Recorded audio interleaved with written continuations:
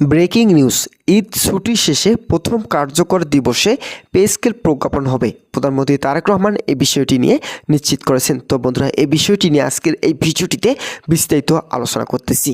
তো বন্ধুরা, ঈদুল আজহার দীর্ঘ ছুটির শেষে সরকারি অফিস আদালত খোলার প্রথম কার্যকর কর্মদিবসের বহুল প্রতীক্ষিত নতুন এই পে স্কেল প্রজ্ঞাপন জারি করা হবে বলে ঘোষণা দিয়েছেন প্রধানমন্ত্রী তারেক রহমান।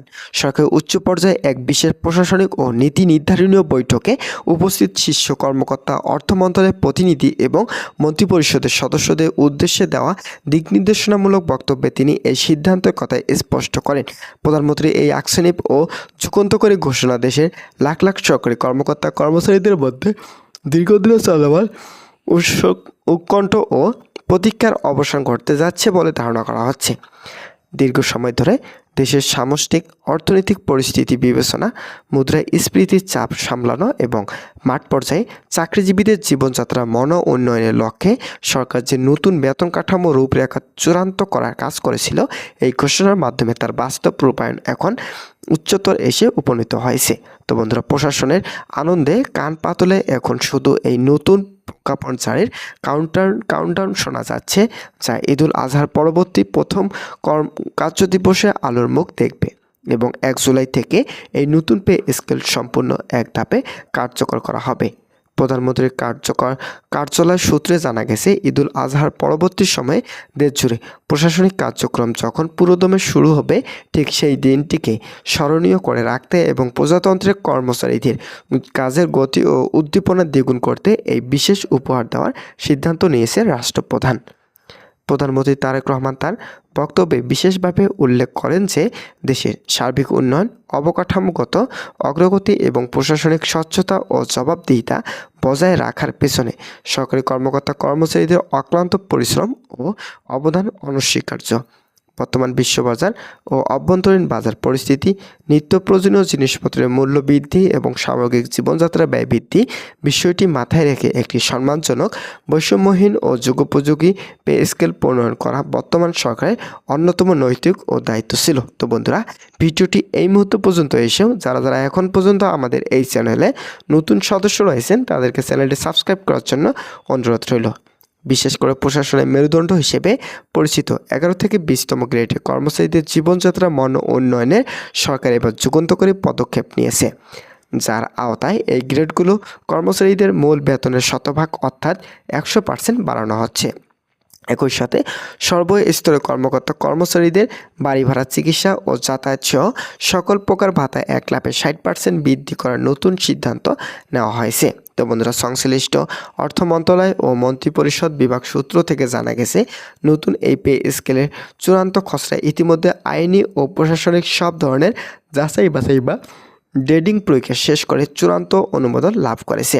প্রজ্ঞাপনটি সরকারিভাবে মুদ্রণ ও প্রকাশের কাজও প্রায় শেষ পর্যায়ে রয়েছে।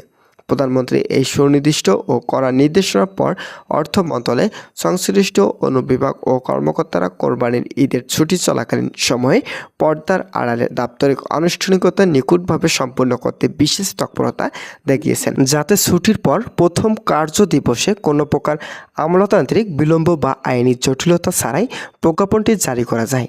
প্রশাসনের শীর্ষ স্তর থেকে শুরু করে তৃণমূল পর্যায়ে কর্মচারীরা এই সংবাদে নতুন করে আশার আলো দেখছেন। নীতি নির্ধারকরা মনে করেছেন, 11 থেকে 20তম গ্রেডের বেতন দ্বিগুণ করা এবং সকল ভাতা 60% বৃদ্ধি পাওয়া সরকারি চাকরিতে যেমন মেধা আকর্ষণের হার বাড়াবে, তেমনি নিম্ন ও মধ্যম আয়ের কর্মচারীদের মাঝে কাজের প্রতি আন্তরিকতা ও স্পৃহা বহুগুণ বৃদ্ধি পাবে, যা সামগ্রিকভাবে দেশের সুশাসন প্রতিষ্ঠা এবং দুর্নীতি ও অনিয়ম রোধে অত্যন্ত ইতিবাচক ও সদর প্রবাসী ভূমিকা।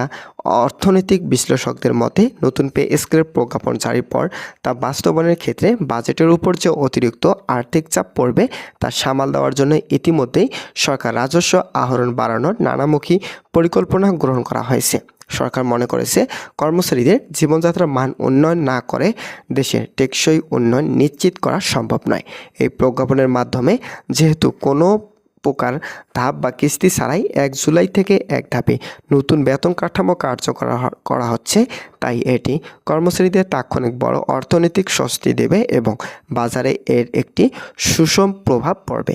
এই যুগান্তকারী সংস্কার নিম্ন ও মধ্যম আয়ের সরকারি কর্মচারীদের দীর্ঘদিনের ক্ষোভ ও হতাশা এক নিমিষেই দূর করতে সক্ষম হবে।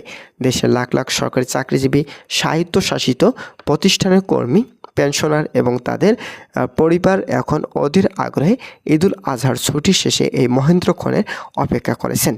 রাজধানী থেকে শুরু করে প্রত্যন্ত অঞ্চলের উপজেলা পর্যায়ে প্রতিটি সরকারি কর্মচারী এখন একটাই আলোচনায় যে ছুটির পর অফিস খোলার প্রথম দিনই থেকেই প্রশাসনিক ইতিহাসের একটি ঐতিহাসিক দিন হিসাবে চিহ্নিত হতে যাচ্ছে, যখন পূর্ণাঙ্গ বাস্তবতার মুখ দেখাবে। এই লালিত একটি দাবি অবশেষে পূরণ হতে যাচ্ছে। তো বন্ধুরা, আজকের ভিডিওটি এই পর্যন্ত ছিল। আশা করছি আজকের এই ভিডিওটি থেকে অনেক উপকৃত পেয়েছেন। যদি কোনো ধরনের উপকৃত পেয়ে থাকেন তাহলে অবশ্যই চ্যানেলটি সাবস্ক্রাইব করে পাশে থাকা বেল আইকনটি অল করে রাখার জন্য অনুরোধ রইল। ধন্যবাদ সকলকে।